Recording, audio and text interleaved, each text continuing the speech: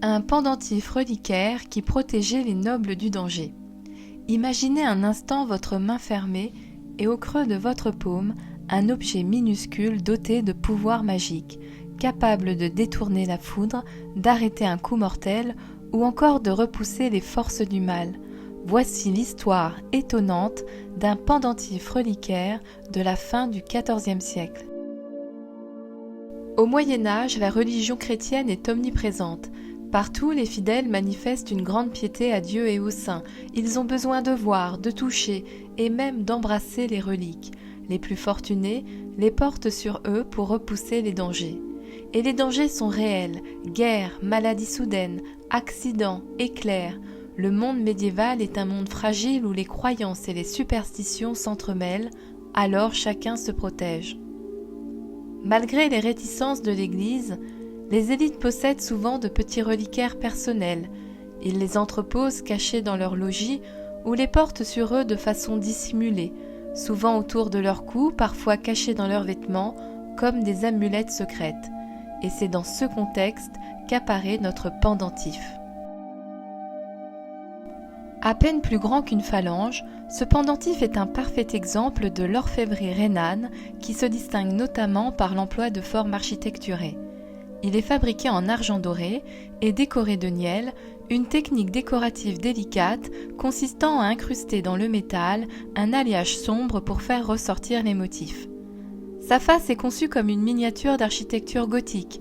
Voici de fines fenêtres à lancettes, surmontées de pignons pointus. Il faut savoir que ces fenêtres n'étaient pas seulement décoratives, elles permettaient de voir et de toucher les reliques enfermées à l'intérieur. Car en effet, ce pendentif contenait autrefois les reliques de deux saints extrêmement puissants, Sainte Barbe et Saint Georges. Ce détail est connu par une inscription gravée sur les bords de l'objet. Mais pourquoi ces deux saints ? Au Moyen-Âge, Sainte Barbe est une sainte protectrice efficace contre la foudre, les incendies, les explosions et les morts soudaines. Elle est également la sainte patronne de l'ordre des chevaliers teutoniques, un ordre militaire chrétien créé à la fin du XIIe siècle dans le cadre des croisades en Terre Sainte. Enfin, suite à l'introduction de la poudre à canon en Occident, la sainte devient la protectrice des artilleurs et des magasins à poudre. En effet, à une époque où les guerres ravagent les campagnes et où la poudre à canon se répand sur les champs de bataille, sa protection est vitale. Saint Georges est quant à lui le patron des soldats, des chevaliers, des voyageurs et de tous ceux affrontant le mal. Son mythique combat contre le dragon symbolise d'ailleurs la victoire de la foi courageuse. Avoir ces deux saints sur son cœur, c'était donc comme porter une armure invisible contre les forces du monde et celles de l'au-delà. Au dos du pendentif, une petite gravure représente des chiens poursuivant un lièvre. À première vue, cela semble très profane. Si ce motif est courant dans l'art courtois de la fin du XIVe siècle, il porte cependant un message fort.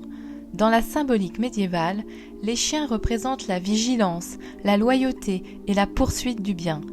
Le lièvre, animal craintif, incarne souvent le péché, la faiblesse ou les forces mauvaises qui tentent d'échapper à la justice divine. Le lièvre symbolise encore l'ennemi fuyant devant l'adversité.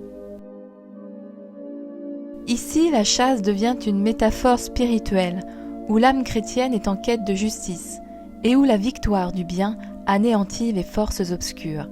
Ainsi, loin d'être un décor anodin, cette scène dialogue parfaitement avec la présence de Sainte Barbe et de Saint Georges. Un pendentif tel que celui-ci n'était donc pas un simple souvenir pieux. C'était un objet intime et réservé, utile et précieux.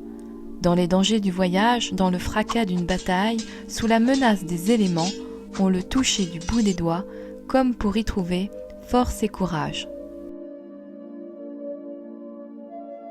En raison de la qualité des matériaux utilisés, des techniques décoratives employées et de l'insertion de reliques prestigieuses, cet objet constituait véritablement un objet de prix. Tout indique qu'il appartenait à un noble fortuné, sans doute un homme, et peut-être même un chevalier de haut rang. Pour son propriétaire, ce bijou remplissait donc trois fonctions majeures, une protection personnelle, mais également une affirmation de sa piété et une marque de son prestige social.